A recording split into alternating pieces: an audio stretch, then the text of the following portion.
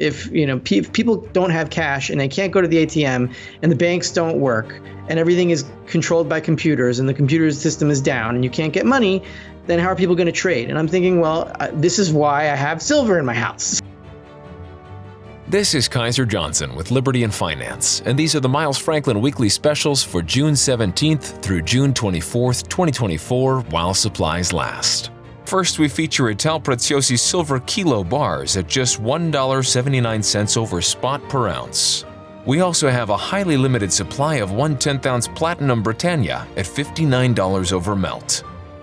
To order our specials or any of the many other options we have available, call us at 1-888-81-LIBERTY.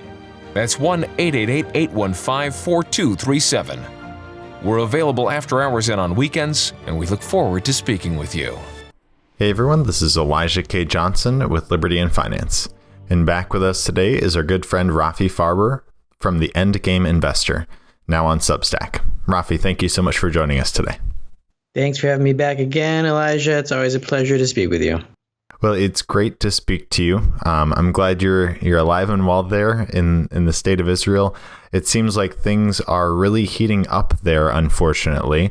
And it sounds like there were explosions around in your neighborhood. So can you kind of give us an update of first, what is happening there, and then also how has it changed your view of preparedness?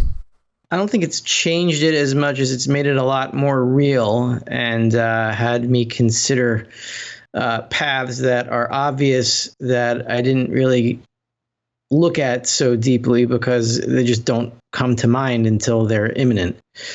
So what's happening here, just not to get into any political interpretations or anything or any military interpretations of what's going on, there are rockets falling in northern cities all over Israel's north, and not a disputed border or anything. It's just they keep shooting rockets at people and blowing things up. And if they don't hit cities, I don't know if they're not hitting them on purpose or they can't, or to what degree their missiles are accurate or have the ability for accuracy. It's summer. It's like 100 degrees everywhere. And the north is actually hotter than the middle of the country. It's counterintuitive, but it's true.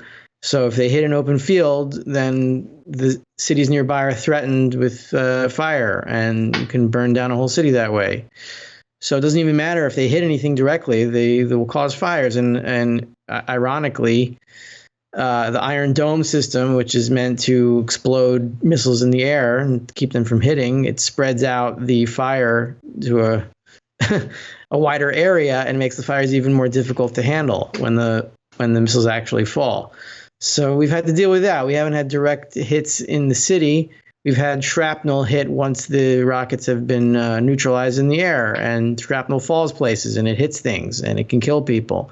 And there's a lot of the area around my city has been burned, which is scary, but it's also good because theoretically, if everything around the city is burned in circumference of it, then the fires can't spread in, right? It's like fighting fire with fire. So that's what's happening, and it seems, at least the media is telling me, and I don't know if they're lying or playing on the same team with Hezbollah. Who knows? I wouldn't put anything past these people anymore from what I've seen since 2020. It seems that Israel's going to invade within the next few days. Either that or somebody's going to get Hezbollah under control because, regardless of what you think of Israel, and it doesn't really matter to me, a country can't have its cities being bombed every day. It's just not a thing that you can handle. It's not, even libertarians will admit, at least minarchist libertarians, that the role of government is to defend its citizens. So that's just where it is. In terms of preparedness, I'll just give one example. Aside from just stocking more food and water, right, in case something happens, there was an argument between a public spat between the energy minister, the politician in charge of energy infrastructure, and the guy actually in charge of the monopolistic company that is the Israel Electric Company, that is supposed to report to the Israeli government on what the situation with the grid is. So he comes on the news today and he says, our grid sucks. Hezbollah can take it out very, very easily. We're not prepared for war, and we haven't done anything serious to prepare for it. And if the electricity is down for 3 days, there's going to be chaos in this country.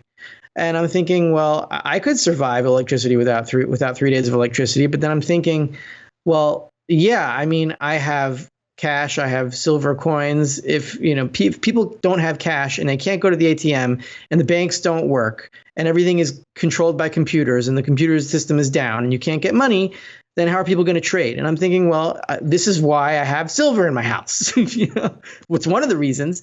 I wasn't thinking because there's going to be a power outage. I'm thinking more of like, the dollar dies and the dollar exchange rate to gold goes to like 50,000. And then there's dollars and there's electricity, but it's not, you can't buy anything with a dollar. But I'm thinking now like more urgently, okay, well, what if there still is a dollar and the shekel still theoretically exists, but nobody can get one? So that's another thing. It's not that I never thought of this before. It's that now I'm dealing with the actual possibility that this might happen, and I'm going to have to buy things with real money or at least cash or both. And how long does cash last? And how long is there going to be power outages? And who's right? Is it the politician who's saying to the head of the electric company, shut up and don't panic the public? Or is it the head of the electricity company himself who's right that Hezbollah can take out the electrical grid and we're all going to freak out? Like, I don't know who's telling the truth. Israel's full of a bunch of liars and they're all incompetent. And I don't know who's in charge of this country. And it's the same thing with America. Who's in charge of America? Nobody knows. Who are you going to like? It's the same. It's just worse here. That's the thing. As you mentioned, like the idea of power outage, right? A lot of people haven't been thinking about that, but on our channel we've talked about the potential for an EMP, and we're looking at the escalation of the war in Ukraine and the US or Ukraine using US weapons into Russia. Like this whole, there's so much geopolitical conflict, tension, war going on around the world that these kinds of concerns, it seems like, should be taken more seriously nowadays, and you're seeing this really firsthand. Yeah. I'm not seeing much yet, but look, I had to pick up my 5-year-old daughter from her kindergarten in the middle of a missile attack. Now, it's not like I'm like literally under fire and dodging explosions. I'm carrying my daughter. And it's quicker for me to walk, because otherwise I have to go around and then put her in the car, and then so it's close enough that it's quick for me to walk, but still I'm outside and carrying her and kind of jogging and just trying to calm her down while trying to calm myself down, and nothing happened, but it's emotionally it's a toll. I can't deny that, and I'm okay, and she's okay. But we have to contemplate leaving if there's going to be thousands of missiles here a day. Is it even going to be safer down south? And I have friends who've offered to house us down south for an indefinite period of time if that's required. But then again, and I have to consider, if I'm doing that, am I giving into a plot to strengthen the 15-minute city plan? I mean, I don't know if I'm going to take that seriously. I don't go that deep into the rabbit hole. Some people do, and okay, but I don't know what's better to do. So these are just the considerations. And when it comes down to it, you got to hunker down and act. And the other thing is there's not that many roads that go down south, and they're not very thick. It's not like an interstate. It's not like I-95 with 6 lanes both directions, right? It's like two lane roads, or at most 4 or 6 lane roads at most, right? So if everyone decides to evacuate at the same time, nobody's going anywhere, and I got to consider that. So should I evacuate now before there's a pandemonium, or should I just wait here and then just get stuck here, and which will be okay because I live here and I know where the water is, but then okay, I'm going to be stuck. It just keeps cycling through. It's that's part of endgame living, I guess. Everybody's foisted on it. It is a reminder really how fragile the system is, whether it's a banking crisis that causes issues, whether it's, loss of electricity, whether it's, a missile attack or something like that. And it's crazy. It seems like how interconnected things are and how fragile the system is. And it's really a wake up call for everyone else, also to prepare, because, as you mentioned, you're really seeing these things happening and the threats of them being a lot closer to home, literally. So know that you are in our prayers and your safety there. But I think it's also important to remember, things can happen other places in the world as well, and even in the US. to be prepared in that sense. Now, when it comes to like for financial preparedness and what's going on in the financial system right now, I know you have been reporting on the repo market, and one of the significant things here is that you're seeing that there could be another repocalypse, you call it, where it really would be a push for the Fed to start easing again, which will just accelerate inflation. So can you expand on kind of the concerns you see developing there? Yeah, so there's a few things involved here. The repocalypse was back in September 2019 when there wasn't enough spare dollars to do overnight bank loans for banks that needed to close their books for the day within regulatory standards. Exactly what it was, nobody knows, but that's what happened. So what was happening in 2019, among other things, was that a lot of this repo money was being used to fund basis trades. Basis trades are when hedge funds sell future short and buy spot in the same contract and then profit off the difference. And the spread is usually like a few cents. So they borrow huge amounts of money. And how are you going to make a few cents into a lot of money? You do it like you do a lot of it at a time. And in order to do a lot of it at a time, you have to borrow a lot of money.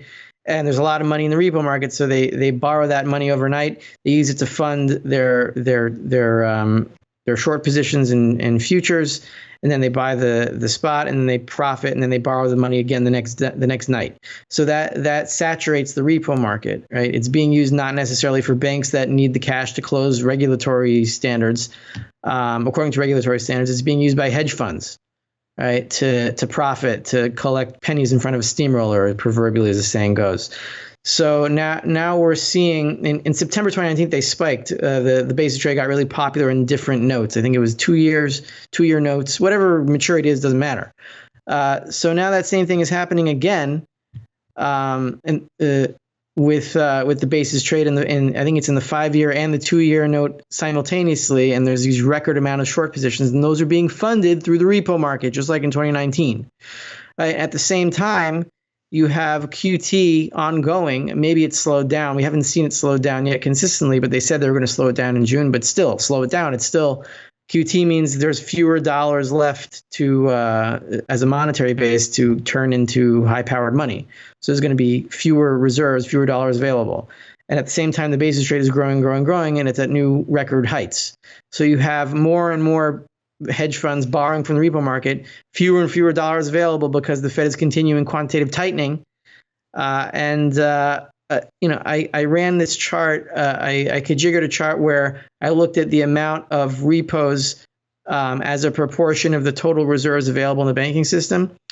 And what I came up with was during the repocalypse, 87% in September 2019, 87% of the available reserves in the banking system were being used for repos, right? I think we're at something like 60, maybe 61%, something like that now. So we're not at red alert quite yet, but reserves keep falling, and the volume in the repo market is consistently touching $2 trillion and slowly moving up from there.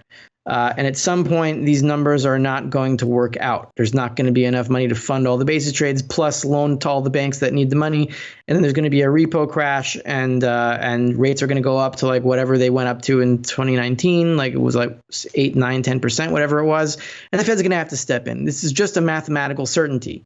You know, it's two trains on the same track heading in opposite directions. That's what we're talking about. The impact of this, it seems like, will be, the continued devaluation of the dollar, and we'll see probably a greater move into gold. Now, if we do move into the gold market, if we could talk a bit about that. I know that we have seen open interest. I believe you had mentioned that it was resetting as we were seeing that pullback, and they was signaling a bottom. Now, you're reporting on this about a week ago or so. So can you give us an update on what gold open interest is showing, and then what that might show for gold going forward? So I think that peak of open interest just means how many contracts are open in the futures market. So usually when we have a local high in open interest, that means that the speculative fuel has been spent. and there's not that much room to go higher until we have a pullback to set the open interest back down. So the high at this cycle was something like 540,000, and I think we hit a low of 430,000. I think the high was in early to mid-May, if I'm not mistaken, and now we're in late June, so it was about 4 or 5 weeks ago, and so we're down like 110,000 contracts. When open interest goes down, what it means is that usually the bullion banks or the swaps, they're theoretically, I don't know if they actually do this, but theoretically they short the futures market and then they buy physical gold supposedly in London to hedge that out so their books are balanced, so they don't theoretically care where gold goes up or down. Now we could debate about whether they're actually long the physical, or even if they are long the physical, does the physical actually exist in London? And I guess that's only something we'll find out in the end game when these things have to cover, and some of them will and some of them won't, and then we'll be at a default situation. So that's a question that's yet to be answered definitively. But what we have seen is that 110,000 contracts have been closed, which means short positions have been bought back. And that means that more cash is available, at least in the gold market, for people who trade it back and forth for the price to go up again. It doesn't mean that the turn's going to be right now, although if you look at the price action today, maybe it was. I mean, I think last time I checked, it was up 1.2% gold, and silver is up about 4%. So maybe it was today. And the all-time record in open interest was something like 800,000, and that was at the eve of the lockdown crisis of 2020. And there's a whole bunch of theories as to why it went to 800,000 when we only see a high of 540,000. And during the strongest portion of the gold bull market until 2011, I think the highs were around 550,000, around what the highs hit recently. And so the reset down to 430,000 is like the low that we got in the last 5 years was 400,000. That was right before the recent rally, I think just a few months ago. And if we can go back, if we can go that low, it'd be even better. It would mean the price would have to be reset even lower probably. But 430,000 is a good number, and it means that I don't think that price can go much lower from here before the next rally starts. In terms of time, could take a few more weeks. It could be now, but you got to be ready for either one. I did want to discuss more, I guess, about the coming reset, because you also have reported recently, and we've talked a bit about this, kind of what this is going to look like. A lot of people think it's going to be like a central bank digital currency, or there's going to be some sort of reset. But you've said that really resetting the system would fail because the dollar is still going to be the foundation. So if you put anything on top of it, you're still going to have the dollar failing. So can you expand on what maybe we should be expecting here? Right. Look, we could have a CBDC for a little bit, but a CBDC is just it's another derivative of the dollar. A reset, you can use that word. That's another word they took from us, right? They keep taking our words. So a reset is a good thing. What they mean by reset is building another layer of the pyramid so they can control us. The higher we are in that pyramid, the more that they control us. The reset would be clearing out the pyramid and starting at ground level again, which is you'd clear out all the derivatives on that are based on gold and silver, and then you start over the monetary organizational system. Now, I want to calm you down a little bit. Calm the audience down a little bit, the listeners. And that doesn't mean that we're going to destroy all the capital in the world and that we're all going to go back to the Stone Age and we're just, we're going to be living in huts. That doesn't mean, in a financial reset, nothing physical is destroyed. In a war, things are destroyed. And sometimes you can have war with the financial reset. That does happen sometimes, but it doesn't necessarily happen, right? And the way that I like to think about it, or the way that calms me down, and the way I think is correct, is that what fuels war is money, right? You need money for war. War is expensive. So in order to conduct World War II, Germany, the Nazis, what they did was they took over. They just went in and they pillaged countries and they took their gold and they used that gold to spend on their war effort. So you can't have war if you're broke, right? War means you have to spend money. So when we're talking about a reset, we're talking about a financial reset, and a financial reset just means you have to determine who owns what part of the capital that exists in the world, and it's gonna be very disruptive, because for a while you're not gonna know who's gonna own what. But the point is that we're gonna have to go back to the base of the pyramid, and then the people with the real money are going to be able to buy the most, and then hire the people and start production again. And from there, gold and silver will stabilize the system. And instead of a tiny, tiny little base, like a very thick, tiny base of gold supporting a huge pyramid, you have a very broad, spread out new base of a much more stable building, right? And then it makes financial life a lot more stable. The reset is a good thing. And I really don't think we have to worry about CBDCs much, because absolute power is not possible. You can't have a government that controls the prices of everything all the time. It's like that saying, you can fool some of the people all the time and all the people some of the time, but not all the people all the time. Who said that? One of the president, was it Kennedy? I don't know. No, probably not, but we'll look it up later. So the nightmare in people's heads that the government is going to issue a CBDC and control prices forever is impossible, right? Price controls never work. That's like a libertarian slogan. We all know this. So if price controls never work, CBDCs will never work either. It's just a corollary of that.